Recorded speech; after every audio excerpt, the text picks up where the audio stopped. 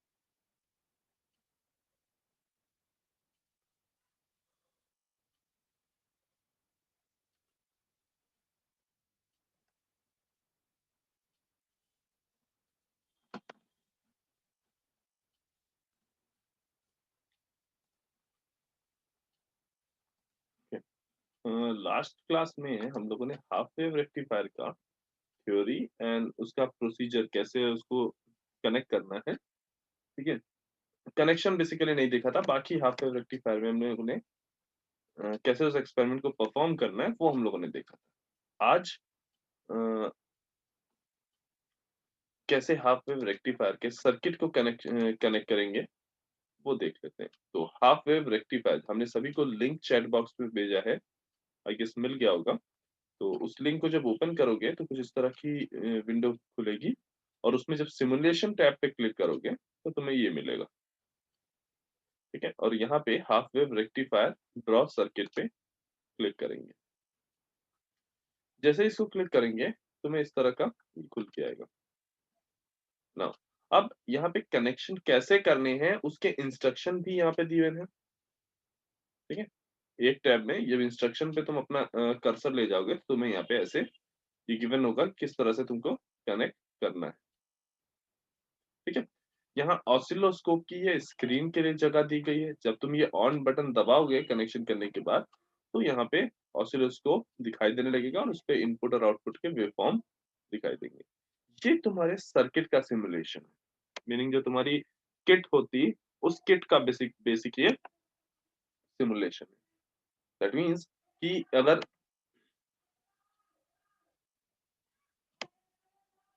हम्म, अब तुम्हें क्या करना है, ये जितने भी तुम्हें होल्स दिए हुए हैं इनको वन बाय वन इंस्ट्रक्शन देखते हुए यहाँ पे कनेक्शन करना है। और आफ्टर दैट फिर जैसे हमने प्रोसीजर में हाफ वेव रेक्टिफायर के थ्रू के इनपुट प्रोवाइड करके आउटपुट लिया था, वैसे ही हम यहाँ पे देखेंगे नाउ। तो इंस्ट्रक्शन क्या कह रहे हैं, पहले L1 से L7 को कनेक्ट करो। This। यहाँ हमने क्या किया, चैनल 1 ये जो CH1 लिखा है ये बेसिकली क्या है, चैनल 1। किसका चैनल है ये, ऑसिलोस्कोप का। तो ऑसिलोस्कोप के चैनल 1 से हमने अपना जो साइनोसॉइडल वेव थी जिसको हमने फंक्शन जनरेटर से दे रहे थे, जिसको हमें रेक्टिफाई करना था, वो हमने इधर कनेक्ट कर दिया ताकि जो इसकी वेव फॉर्म है कि ये कैसा इनपुट हम दे रहे हैं वो हम ऑसिलोस्कोप के चैनल 1 पे देख सके, ठीक। उसके बाद इस 7 को 3 से कनेक्ट कर दो, या देखो L3 को L7 से कनेक्ट कर दो, तो ये L3 को L7 से कनेक्ट कर दो। नेक्स्ट यहाँ पे और देखो, L4 को L5 से कनेक्ट करो, L5 को L8 से कनेक्ट करो। तो यहाँ देखो ये सर्किट को हमने L4 को L5 से कनेक्ट करके कंप्लीट कर दिया।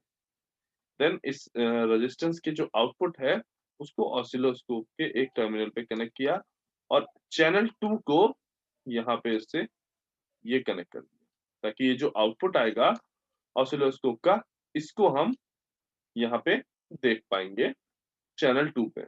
चैनल 2 पे हम ऑसिलोस्कोप के चैनल 2 पे हम बेसिकली देख पाएंगे कि इस रेजिस्टेंस पे जो V0 वोल्टेज आ रहा है उसका वेवफॉर्म कैसा है। नेक्स्ट, ठीक है, हमने L5 को L8 से कनेक्ट कर दिया है। अब L12 को L6 से कनेक्ट कर दो, मीनिंग रेजिस्टेंस को ग्राउंड से प्रोवाइड कर दो, ठीक। अगेन L8 को L9 से वो हमने कनेक्ट कर दिया है, ठीक है, ये देखो L9 को L8 से हमने कनेक्ट कर दिया। अब चेक कनेक्शन, तो right connection set load resistance, जैसे ये आ गया, अब हम क्या करेंगे, अपने रेजिस्टेंस को सेट करेंगे जैसे पिछली बार किया था 500 ओम्स, ठीक। जब जैसे ये सारे कनेक्शन पूरे हो गए, हमने रेजिस्टेंस को सेट कर लिया, अब हमें क्या करना है, ऑन बटन दबाना है। ऑन बटन क्या दबाते ही क्या होगा, ऑसिलोस्कोप जो तुम्हारा है वो ऑन हो जाएगा, ये ऑन हो गया। अब इस ऑसिलोस्कोप के ऑन होने के बाद हमने अपने सर्किट में इनपुट प्रोवाइड करना है, मीनिंग ये sine wave as a input हमें सर्किट में देनी है।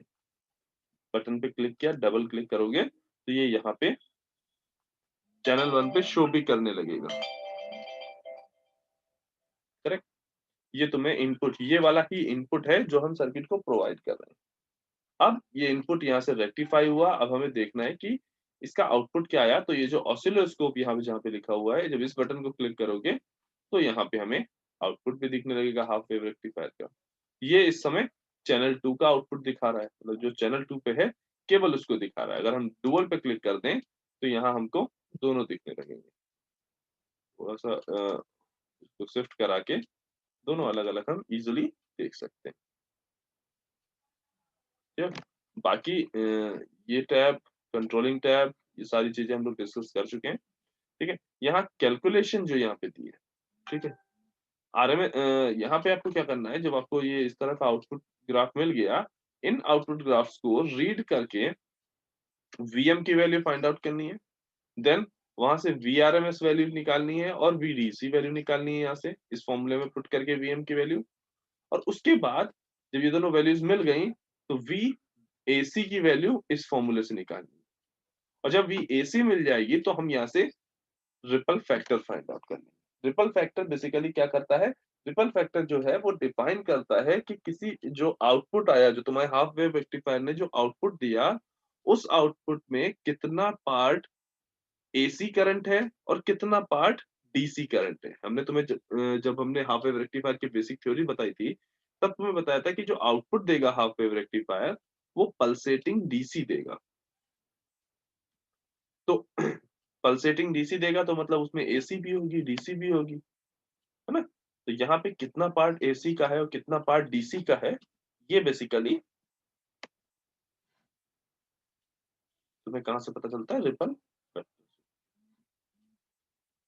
अच्छा, इस पूरे एक्सपेरिमेंट के कनेक्शन और हाफ वेव रेक्टिफायर के एक्सपेरिमेंट में किसी को कोई डाउट?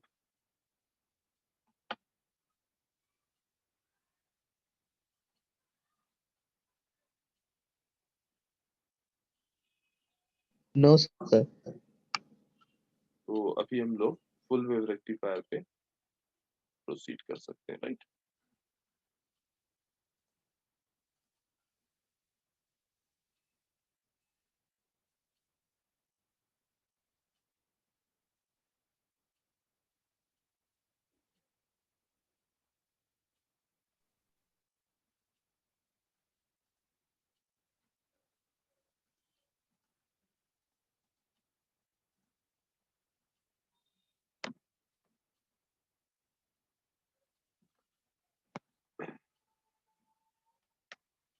जस्ट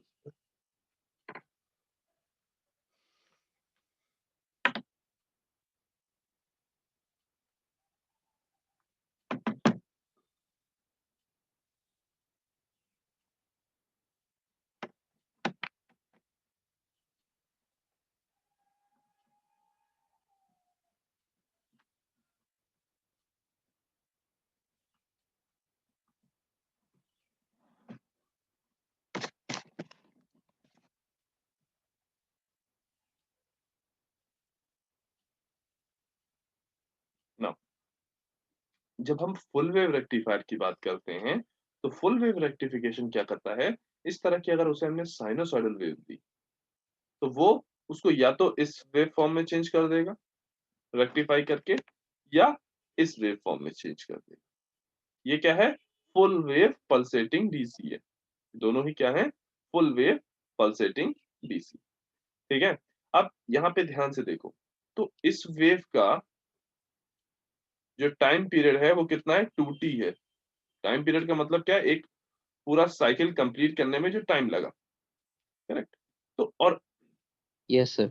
हाँ, और जो इस साइड वाला तुम्हारा जो आउटपुट आ रहा है, उसका एक साइकिल 0 से t में ही कंप्लीट हो गया है, ठीक है। उस एक साइकिल का मतलब क्या है, जिसके रिपीटिशन से पूरी वेवफॉर्म बन रही हो। तो यहाँ पे ये इस पूरे के रिपीटिशन से एक साइकिल बन रहा है, लेकिन यहाँ पे इतने ही रिपीटिशन से बन रहा है।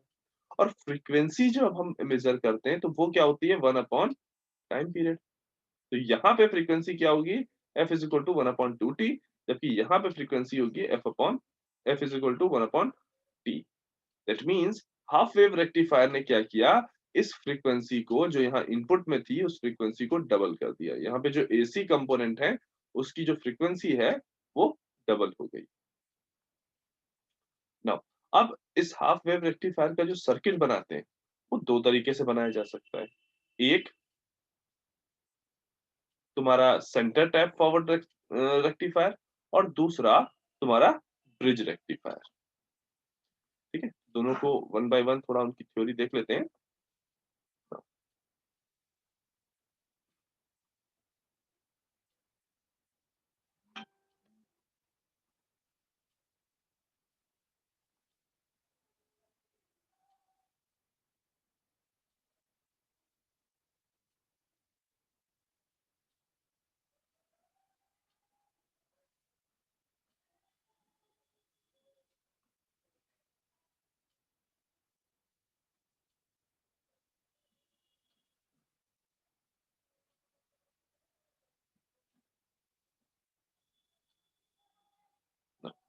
जो तुम्हारा सेंटर टैब रेक्टिफायर है, centre tab full wave rectifier है, उसको हम बेसिकली सेंटर टैब रेक्टिफायर ही इसलिए बोलते हैं क्योंकि उसमें जो ट्रांसफॉर्मर यूज किया जाता है वो सेंटर टैब ट्रांसफॉर्मर है। और सेंटर टैब ट्रांसफॉर्मर अपने में ही एक स्पेशल ट्रांसफॉर्मर है, ठीक है। उसमें स्पेशल ऐसा क्या होता है, तो स्पेशल उसमें क्या होगा कि सेकेंडरी वाइंडिंग जो उसकी है, उस सेकेंडरी वाइंडिंग को के सेंटर पे यहाँ पे टैपिंग की जाती है। सेंटर पे उसके क्या किया जाता है, टैपिंग की जाती है। मतलब कि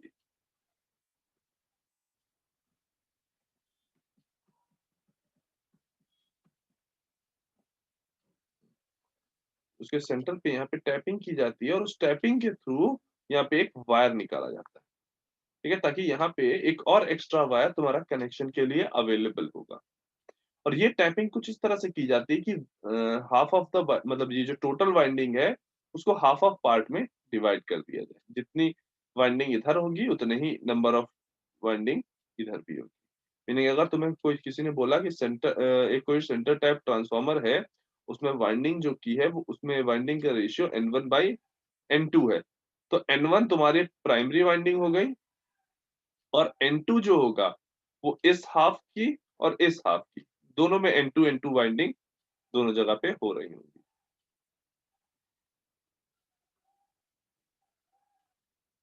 ठीक है। अब इस रेक्टिफायर में हम यहाँ पे ऐसे दो डायोड कनेक्ट करते हैं, डायोड 1 एंड डायोड 2।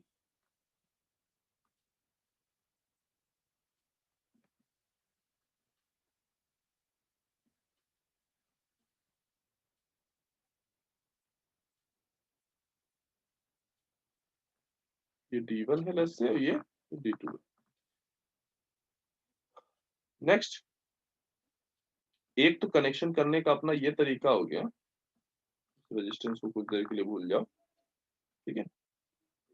सर्किट को कनेक्ट करना है तो ये टर्मिनल को रेजिस्टेंस को कनेक्ट करके ऐसे यहाँ इन दोनों के बीच में यूं कनेक्ट कर दो आर, ठीक है।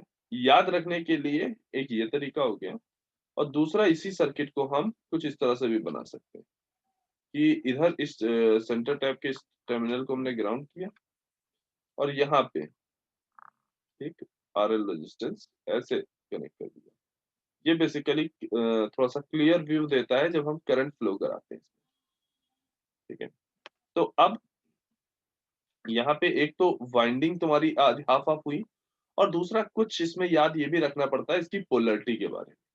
लेट्स से हमने जो कनेक्शन किया था इस बैटरी का, उसका पॉजिटिव टर्मिनल इधर था और नेगेटिव टर्मिनल इधर।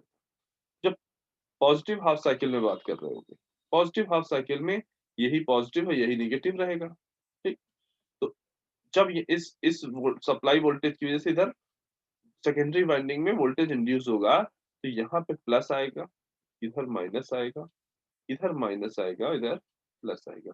मीनिंग जो ऊपर वाली वाइंडिंग है उसमें जैसी पोलैरिटी इनपुट प्राइमरी वाइंडिंग में थी वैसी ही यहाँ पे थी, बट नीचे वाली में वाइंडिंग की पोलैरिटी अपोजिट होगी।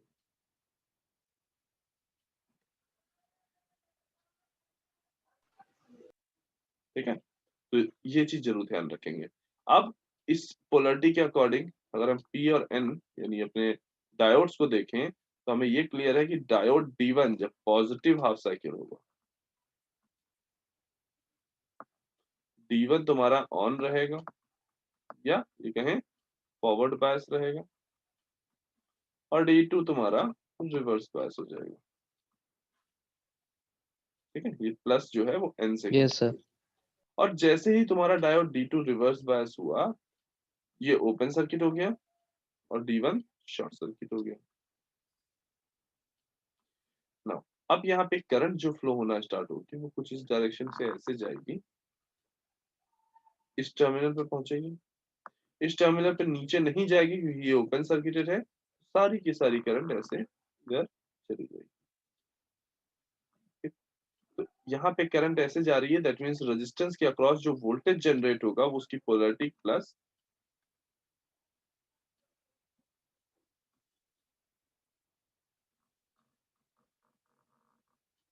प्लस और ये माइनस होगी जो कि पी नॉट है। ठीक है ना। अब नेक्स्ट हाफ साइकिल में देखते हैं। ठीक है, जब नेक्स्ट हाफ साइकिल में आएंगे तो पोलैरिटी यहाँ पे माइनस हो जाएगी, ये प्लस हो जाएगी नेगेटिव हाफ साइकिल में। जब तो यहाँ की भी पोलैरिटी चेंज होगी, ये माइनस और ये प्लस, उस टाइम पे ये माइनस और ये प्लस। अब जो डायोड के कनेक्शन देखोगे तो डायोड का पी नेगेटिव, D1 का जो पी है वो नेगेटिव से कनेक्टेड है। जब नेगेटिव हाफ साइकिल में आएंगे तो डायोड D1 का पी नेगेटिव से कनेक्टेड है, मीनिंग D1 जो है वो रिवर्स बायस है, और D2 का N जो है वो नेगेटिव से कनेक्टेड है, मीनिंग D2 जो है वो फॉरवर्ड बायस है। तो ये हो गया शॉर्ट सर्किट D2 और D1 हो जाएगा ओपन सर्किट। अब जो करंट फ्लो होगी, अब ये वाली करंट तो फ्लो हो नहीं रही होगी, अब ये वाली करंट फ्लो होगी, इधर से चलेगी ऐसे, ये जाएगी, इधर जाएगी। अब इस टर्मिनल से इधर जा नहीं सकती, ये ओपन सर्किट है, करंट ऐसे घूम के ऐसे चली जाएगी और ग्राउंड में पहुंच जाएगी। ये ग्राउंड और ये ग्राउंड, दोनों के बीच में लूप कंप्लीट है। तो ये करंट भी जब ऐसे जाएगी तो ये भी क्या करेगी, इधर प्लस और इधर minus V naught voltage generate करेगी। मीनिंग इनपुट की पोलैरिटी तो चेंज हुई है लेकिन आउटपुट की पोलैरिटी चेंज, तभी इनपुट में जो 0 से टी टाइम के लिए ऐसे वेव फॉर्म दिख रहा है तो आउटपुट ये आया, नेगेटिव हाफ साइकिल के लिए आउटपुट सेम है, इन्वर्ट हो गया। ठीक है, देखो वहां पे पोलैरिटी देखो इनपुट आउटपुट की सेम है फर्स्ट हाफ के लिए, और सेकेंड हाफ के लिए इनपुट और आउटपुट की पोलैरिटीज इन्वर्ट हो गई। ये हो गया तुम्हारा किस तरीके से तुम्हारा काम करता है फुल सेंटर टैप ट्रांसफार्मर। अब थोड़ा सा देखते हैं किस तरीके से काम करता है तुम्हारा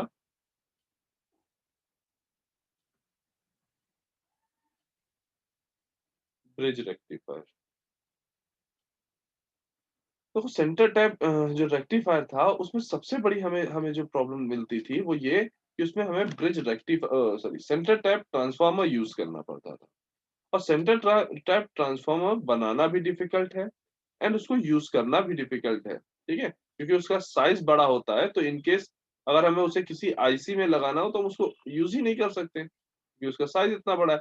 मीनिंग हम अपने जो पावर सप्लाई है उसका हम साइज अपना किसी भी तरीके से रिड्यूस ही नहीं कर पा रहे थे। तो ऐसे केसेस में हम इसको यूज करते हैं, ब्रिज रेक्टिफायर को। सर हाँ बेटा। सर सेंटर टाइप रेक्टिफायर में ट्रांसफार्मर इस्तेमाल होता है, तो उसमें लॉसेस भी जनरेट होते होंगे। हाँ तो सर ये लॉसेस भी क्या इम्पोर्टेंट रोल प्ले करते हैं कि हम सेंटर टाइप रेक्टिफायर नहीं इस्तेमाल करते? देखो इन जनरल कि जो लॉसेस चाहे सेंटर टाइप ट्रांसफार्मर हो या नॉर्मल ट्रांसफार्मर हो, जो आयरन कोर और इन सब की वजह से जो तुम्हारे लॉसेस होते हैं वो तो ट्रांसफार्मर में रहते ही रहते हैं, ठीक है। अब यहाँ पे भी जो ब्रिज रेक्टिफायर यूज कर रहे होगे, तो यहाँ पे भले ही हमने यहाँ पे डायरेक्ट सप्लाई बना रखी है, लेकिन यहाँ पे भी एक नॉर्मल वाला ट्रांसफार्मर तो लगा ही रहे होंगे, राइट। दोनों जगह ओके ट्रांसफार्मर सर, तो, हाँ हाँ सर, हाँ, दोनों जी जगह सर। ट्रांसफार्मर यूज हो रहे हैं तो दोनों जगह वो लॉसेस तो हो ही रहे होंगे।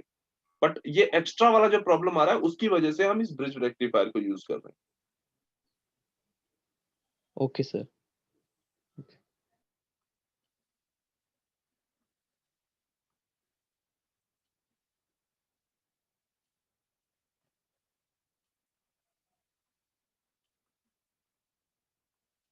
हैं। इन जनरल जो तुम्हारा ब्रिज रेक्टिफायर होगा कुछ इस तरह का होगा।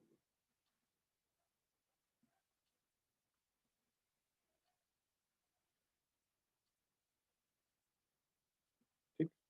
अब ब्रिज रेक्टिफायर की भी अपनी एक कमी है, यहाँ पे तुम्हें एक नहीं दो नहीं चार डायोड यूज करने पड़ रहे हैं। तो ये भी कहीं ना कहीं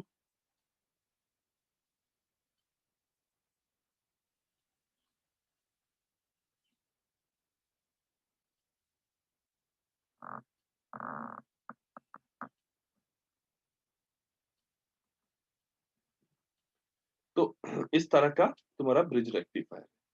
अब जब लेट्स से जब हमने कहा इस सप्लाई की पॉजिटिव सप्लाई देखो, जब हमने इस सप्लाई को इनिशियली ऐसे कनेक्ट किया है, ठीक है, इस सप्लाई को हमने इस तरह से कनेक्ट किया कि इधर प्लस है इधर माइनस है। तो जब फर्स्ट हाफ में देखोगे, पॉजिटिव हाफ साइकिल में देखोगे, तो ये टर्मिनल पॉजिटिव ये टर्मिनल नेगेटिव है, तो ये टर्मिनल कैसा होगा, पॉजिटिव, और ये वाला पॉइंट कैसा होगा, नेगेटिव। अब D2 का P टर्मिनल नेगेटिव से कनेक्टेड है, तो D2 रिवर्स बायस में है। D3 का N टर्मिनल नेगेटिव से कनेक्टेड है, तो D3 फॉरवर्ड बायस है।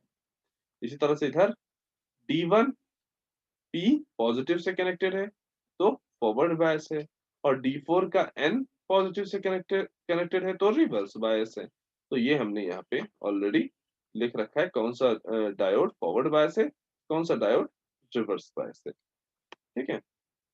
इसमें बहुत डीप जाके तुम्हें ये चेक करने की जरूरत नहीं है कि एक एक डायोड को तुम ऑफ करो और फिर उनके अक्रॉस वोल्टेज देखो। यहाँ पे तुम डायरेक्टली, क्योंकि डायरेक्टली कनेक्टेड है और कोई एक्स्ट्रा बहुत सारे वोल्टेज सोर्स लगे नहीं है, केवल एक ही वोल्टेज सोर्स है, तो यहाँ पे हम डायरेक्टली बता सकते हैं कि कौन सा वोल्टेज कब ऑन होगा। तो D1 हमारा क्या है, फॉरवर्ड बायस है, तो शॉर्ट सर्किट से रिप्लेस कर दो, ठीक। D2 रिवर्स बायस है, open circuit. D3 forward bias है, तो short circuit. D4 reverse bias, तो ओपन सर्किट। अब फ्लो ऑफ करंट देखो, ये करंट तुम्हारी इस रास्ते से ऐसे चली, यहाँ पे इस टर्मिनल तक पहुंची। इस टर्मिनल पे इन जनरल तो उसको डिवाइड होना चाहिए था, इस वायर में भी जाना चाहिए था, इस वायर में भी जाना चाहिए था, लेकिन क्योंकि यहाँ तो ओपन सर्किट है तो इधर तो जाएगी नहीं, तो सारी करंट इधर मूव हो गई। वो ऐसे चली, ऐसे होते हुए यहाँ मूव, इधर आई, इस पॉइंट पे आई, ठीक है, यहाँ पे ऐसे जा रही है, ठीक है, इस टर्मिनल पे पहुंची। जैसे इस टर्मिनल पे पहुंची, तो अब करंट को फिर डिवाइड होना था, इधर भी जाना था और इधर भी जाना चाहिए था। लेकिन क्योंकि ये ओपन सर्किट है तो इधर करंट जाएगी नहीं, सारी की सारी करंट इधर मूव कर दी, इधर बढ़ना शुरू हुई, ऐसे जा रही है।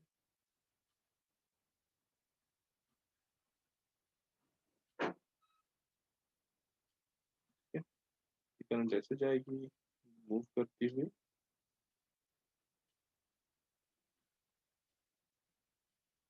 यहाँ ऐसे मूव करते हुए ठीक इस टर्मिनल तक पहुंचेगी। इस टर्मिनल पे D4 पे क्या जा पाएगी? तो नहीं जा पाएगी क्योंकि ये ओपन सर्किटेड है, तो ये करंट ऐसे इधर मूव करते हुए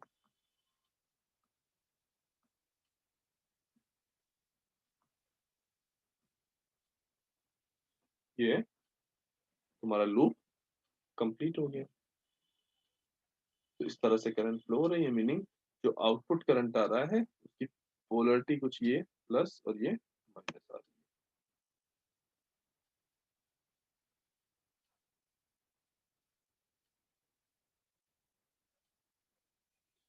Now, अब नेगेटिव हाफ साइकिल में देखो, तो जैसे ही नेगेटिव हाफ साइकिल करोगे ये जो प्लस था ये माइनस हो जाएगा और ये प्लस हो जाएगा। अब जो डायोड यहाँ पे लगा देते हैं पहले वापस।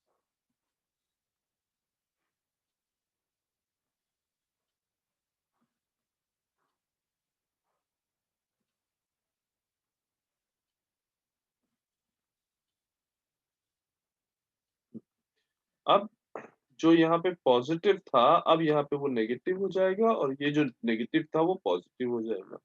अब देखो पॉजिटिव पी से कनेक्टेड है तो D2 of, sorry positive P से कनेक्टेड है तो D2 फॉरवर्ड बायस और D1 सॉरी D3 तुम्हारा रिवर्स बायस हो गया। इसी तरह से यहाँ पे नेगेटिव टर्मिनल यहाँ इसके P से कनेक्टेड है D1 से, तो क्या हो गया ये रिवर्स बायस D1 और D4 के N से कनेक्टेड है तो D4 क्या हो गया फॉरवर्ड बायस। तो यहाँ पे फॉरवर्ड बायस कौन कौन है D4 और D2, तो उनको शॉर्ट सर्किट से रिप्लेस कर दो और बाकी दोनों को ओपन सर्किट से रिप्लेस कर दो।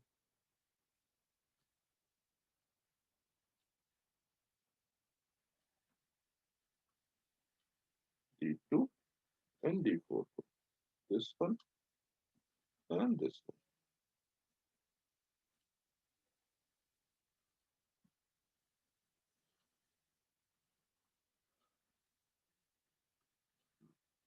अब जब ये ऐसे कनेक्ट हो गए अब हमें क्या करना है करंट फ्लो देखना है।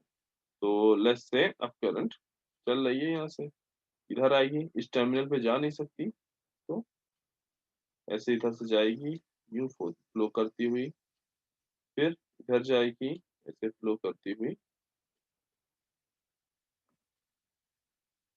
सॉरी प्लस टर्मिनल अब यहाँ है तो करंट तुम्हारी इधर से इनिशिएट होगी ऐसे जाएगी, ठीक है इस टर्मिनल पे पहुंचेगी, इस टर्मिनल पे पहुंचने के बाद इधर जा नहीं सकती इधर बढ़ेगी, इधर बढ़ते हुए फिर वो ऐसे इस RL के थ्रू निकलती हुई जाएगी। एक बार और कलर ले लेते हैं।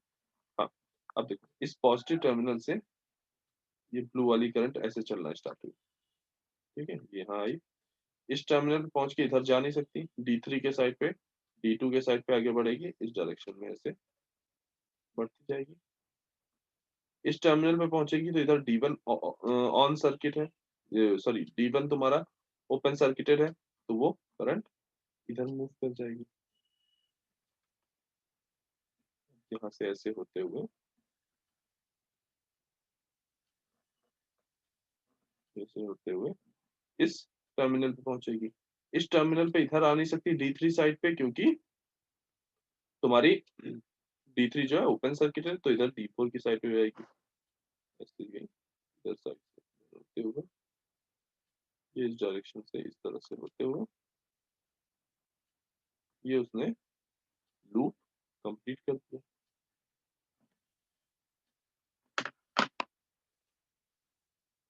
अब यहाँ पे ध्यान से देखो दोनों बार पोलरिटी इन आउटपुट की चेंज हुई है लेकिन RL के अक्रॉस जो करंट जा रही है उसकी डायरेक्शन सेम है, दैट मीन्स जो V0 वोल्टेज डेवलप हो रहा है वो V0 वोल्टेज भी जो है वो सेम ही रह रहा है। जो पोलरिटी पहले थी वही पोलरिटी अब भी। क्लियर?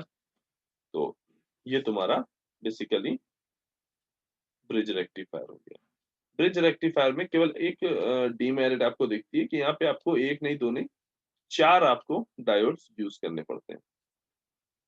अब हम इसको देखते हैं कैसे इसका हम लोग एक्सपेरिमेंट में कैसे देख सकते हैं।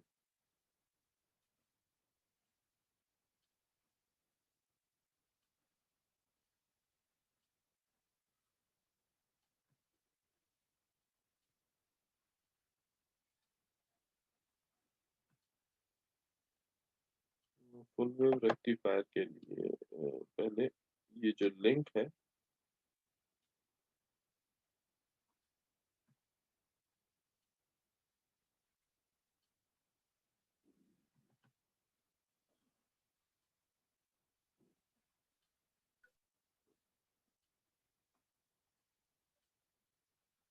ये हम चैट बॉक्स में दे देते हैं।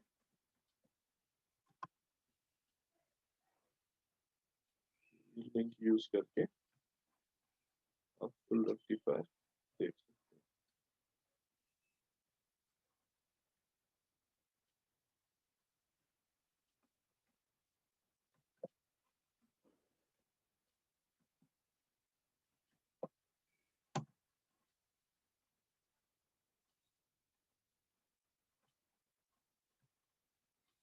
तो उस लिंक को जब आप ओपन करेंगे तो आपको कुछ इस तरह का दिखाई देगा, टैब दिखाई देगा। उसमें आप जब सिमुलेशन टैब पे जाएंगे, अच्छा सभी लोग यहाँ से थ्योरी वाला जो टैब दिया हुआ है, थ्योरी वाले टैब से एक बार फुल वेव और ब्रिज रेक्टिफायर यहाँ से थ्योरी में भी पढ़ सकते हैं फॉर मोर क्लियर। ठीक है। Okay sir. अब फुल वेव रेक्टिफायर में पहले हम ये देखेंगे कि कैसे इसका प्रोसीजर होता है, कैसे हमें ये एक्सपेरिमेंट करना है। उसके लिए हमने क्या किया है, ये फुल वेव रेक्टिफायर पे क्लिक किया तो ये ऐसा ये खुल गया है। तो यहाँ पे इंस्ट्रक्शन यहाँ पे भी गिवन है कैसे करना है। सबसे पहले लोड रेजिस्टेंस को सेलेक्ट करो। तो भाई यहाँ पे ये लोड रेजिस्टेंस सेलेक्ट कर लिया हमने, वही 500 ओम। लोड रेजिस्टेंस सेलेक्ट करने के बाद हमें इनपुट प्रोवाइड करना है। तो उसके लिए क्या करना है, फर्स्ट ऑफ ऑल ये अपने ऑसिलोस्कोप को ऑन करना है। ये ऑसिलोस्कोप को हमने ऑन कर दिया। फिर इनपुट प्रोवाइड करना है तो साइन वेव पे डबल क्लिक करो।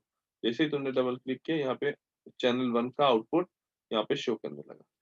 जो तुमने अपना इनपुट दिया है साइनसॉइडल वेव वो यहाँ पे शो करने लगी।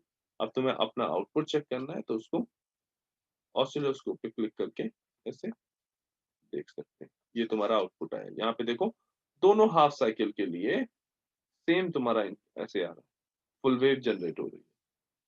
ठीक है। इसको अगर फुल थोड़ा सा और ज्यादा देखना चाहो तो इस तरह से भी देख सकते हो।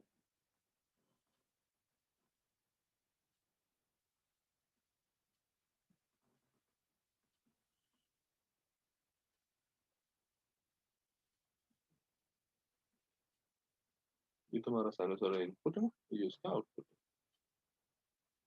चैनल 1 चैनल 2 पे दोनों ही शो कर दिए। ठीक है। बस थोड़ी सी फ्रीक्वेंसी बढ़ाइए ताकि ये ऐसा दिखाई देने लगे और कुछ नहीं।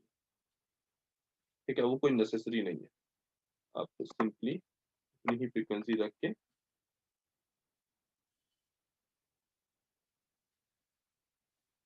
काम कर सकते हैं।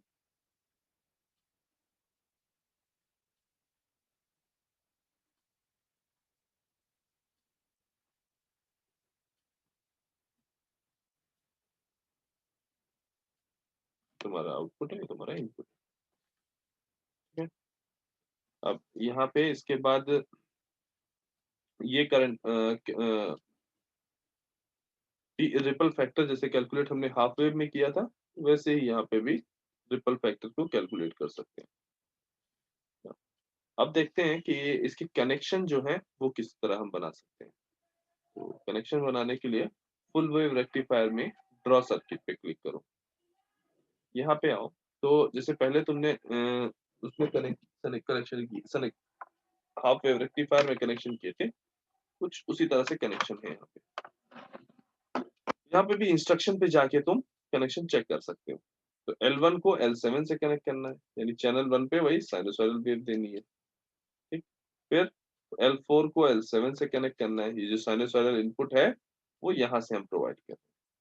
अगर हमने यहाँ से इनपुट का एक सिरा लगाया है तो दूसरा जो होगा, दूसरा साइड, ये तुम्हारा डायरेक्टली ग्राउंड हो जाएगा, ये कंफर्म है,